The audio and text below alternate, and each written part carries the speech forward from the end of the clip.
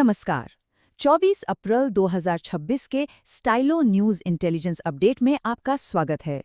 एक तरफ घर में विरोध प्रदर्शन, दूसरी तरफ सीमाओं पर तनाव और साथ ही विदेशों में चल रहे संघर्ष, संयुक्त राज्य अमेरिका आज कई मोर्चों पर एक साथ चुनौतियों का सामना कर रहा है। तो आज हम यही समझेंगे कि ये अलग अलग दबाव मिलकर अमेरिकी शक्ति की बुनियाद को किस तरह से परख रहे हैं।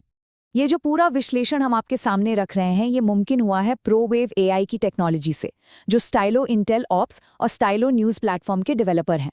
कहते हैं किसी भी देश की असली परीक्षा उसके अपने घर से ही शुरू होती है। तो चलिए सबसे पहले अमेरिका के अंदरूनी हालात पर नजर डालते हैं, जहां ध्रुवीकरण और सीमाओं पर दबाव लगातार बढ़ता जा रहा है। देखिए, ये कोई अलग अलग घटनाएं नहीं हैं, बल्कि ये एक गहरी सामाजिक और राजनीतिक बेचैनी का इशारा कर रही हैं। नो किंग्स जैसे बड़े पैमाने पर हो रहे प्रदर्शनों से लेकर एफबीआई की निगरानी की ताकत पर चल रही तीखी बहस तक, हर मुद्दा देश के अंदर की दरारों को और गहरा कर रहा है। और शिकागो में छात्रों का सड़कों पर उतरना ये बताता है कि ये तनाव अब अगली पीढ़ी तक भी पहुंच रहा है। और देश के अंदर की इन उलझनों के साथ साथ देश की बाहरी सीमाओं पर भी एक अलग ही तरह का दबाव बन रहा है। अमेरिका के दक्षिणी सीमा पर जमीनी हकीकत क्या है? ये इंटेलिजेंस मैप्स एक बहुत ही दिलचस्प कहानी बताते हैं। जरा देखिए कैसे सिर्फ 24 घंटे के अंदर प्रवासियों के आने के मुख्य रास्ते कैलिफोर्निया से टेक्सास की तरफ शिफ्ट हो गए। ये दिखाता है कि सीमा पर हालात कितनी तेजी से बदल सकते हैं और उन्हें संभालना कितना मुश्किल काम है। हर हॉटस्पॉट की अपनी एक अलग कहानी, अपनी एक अलग चुनौती है। जैसे डेल रियो में हम देख रहे हैं कि बड़ी संख्या में लोग एक साथ आ रहे हैं, जिससे वहां के संसाधनों पर जबरदस्त दबाव पड़ता है। वहीं यूमा में संगठित आपराधिक नेटवर्क्स की पकड़ काफी मजबूत है, जो तस्करी के पूरे लॉजिस्टिक्स को कंट्रोल करते हैं। तो ये सिर्फ लोगों के आवाजाही नहीं, बल्कि एक बेहद जटिल ऑपरेशन है, जिसके कई अलग अलग केंद्र हैं। और इन सभी गतिविधियों के पीछे जो ताकत काम कर रही है, वो है अंतर्राष्ट्रीय आपराधिक नेटवर्क। अब ये सिर्फ सरहद तक ही सीमित नहीं है, इनका असर पूरे अमेरिका के समुदायों तक पहुंचता है, चाहे वो मानव तस्करी के जरिए हो या फिर फेंटानिल जैसी नशीली दवाओं की सप्लाई के जरिए, जो अक्सर आधिकारिक बंदरगाहों से ही देश में लाई जाती हैं। तो जब घर के अंदर और सीमाओं पर ये सब चल रहा है, तो दुनिया के मंच पर अमेरिका की क्या भूमिका है? आइए अब अंतर्राष्ट्रीय समीकरणों को समझते हैं। इस वक्त पूरी दुनिया की नज़रें ईरान पर टिकी हैं। 28 फरवरी को जो अमेरिकी इजरायली हवाई हमले हुए, उसके बाद से ही ये इलाका मानो एक ज्वालामुखी पर बैठा है, जहां एक छोटी सी चिंगारी भी एक बड़े संघर्ष को जन्म दे सकती है। और यही तनाव इस समय अमेरिकी विदेश नीति का केंद्र बिंदु बना हुआ है। लेकिन सिर्फ ईरान पर ध्यान देने का ये मतलब नहीं है कि दुनिया के दूसरे हिस्से शांत हैं। हॉर्मुज़ स्ट्रेट को खुला रखने की चुनौती से लेकर चीन के साथ ट्रेड टेंशन और रूस पर लगे प्रतिबंधों को मैनेज करने तक, हर मोर्चा अमेरिका के संसाधनों और ध्यान की मांग कर रहा है।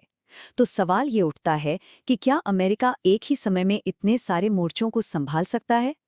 जब कोई देश इतने दबाव में होता है, तो उसके दोस्तों और दुश्मनों के साथ रिश्ते भी बदलने लगते हैं। चलिए देखते हैं कि अमेरिका के जो दशकों पुराने गठबंधन हैं, वो इस नई हकीकत का सामना कैसे कर रहे हैं। राष्ट्रपति ट्रंप एक बहुत सीधा सवाल पूछ रहे हैं, क्या नेटो अमेरिका के लिए फायदे का सौदा है? उनका नजरिया बिल्कुल साफ है। सहयोगियों को या तो अपनी सुरक्षा का ज्यादा खर्च उठाना होगा या फिर अमेरिका के बिना आगे बढ़ने के लिए तैयार रहना होगा। ये बात गठबंधन की पारंपरिक परिभाषा को सीधी चुनौती देती है। और यूरोप इस संदेश को बखूबी समझ रहा है। अब पूरे महाद्वीप में नेता स्ट्रेटेजिक ऑटोनॉमी यानी अपनी खुद की सामरिक ताकत बढ़ाने की बात कर रहे हैं। वे समझ रहे हैं कि अपनी सुरक्षा के लिए अब सिर्फ अटलांटिक के पार देखने से काम नहीं चलेगा, बल्कि खुद को मजबूत बनाना होगा। तो एक तरफ अमेरिका है जो कीमत की बात कर रहा है, और दूसरी तरफ यूरोप है जो आत्मनिर्भरता पर जोर दे रहा है। ये अटलांटिक गठबंधन के भविष्य के लिए एक बहुत ही अहम मोड़ है। सवाल ये है कि क्या दोनों पक्ष कोई नया संतुलन ढूंढ पाएंगे, या हम एक बड़ी दरार की तरफ बढ़ रहे हैं। और ये सिर्फ बातों का मतभेद नहीं है, इसका असर जमीन पर भी दिख रहा है। जब अमेरिका का फोकस और उसके हथियार ईरान की तरफ हैं, तो बाल्टिक और स्कैंडिनेवियाई देशों जैसे उसके करीबी सहयोगियों को अपनी सुरक्षा की चिंता सताने लगी है। जो बहस शब्दों से शुरू हुई थी, वो अब सीधे तौर पर उनकी सुरक्षा को प्रभावित कर रही है। ये बदलाव सिर्फ यूरोप तक ही सीमित नहीं है, पूरी दुनिया में अमेरिका के रिश्तों में एक नया मोड़ आ रहा है, चाहे वो इजराइल के साथ संबंधों में आता बदलाव हो या फिर चीन को साधने के लिए हिंद प्रशांत में बन रही नई पार्टनरशिप्स। ये अमेरिकी विदेश नीति के एक वैश्विक पुनर्संयोजन का दौर है। तो अब आगे क्या होगा? आइए कुछ आने वाली तारीखों और घटनाओं पर नजर डालते हैं जो हमें इशारा देंगी कि ये कहानी किस तरफ जा रही है। ये सिर्फ कैलेंडर की तारीखें नहीं हैं, ये वो निर्णायक पल हैं जो अमेरिका के आने वाले कल की तस्वीर बनाएंगे।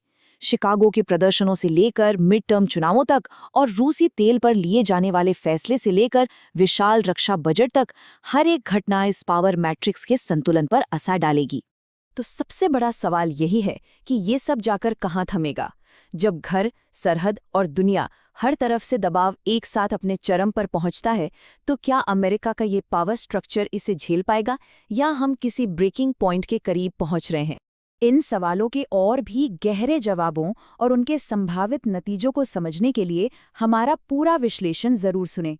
ये आपके पसंदीदा चैनल पर और इस पोस्ट में दिए गए लिंक पर उपलब्ध है। हमारे साथ जुड़ने के लिए आपका धन्यवाद। एआई से चलने वाली खबरों के लिए stylonews.com पर जरूर जाएं। अगली बार तक सूचित रहें।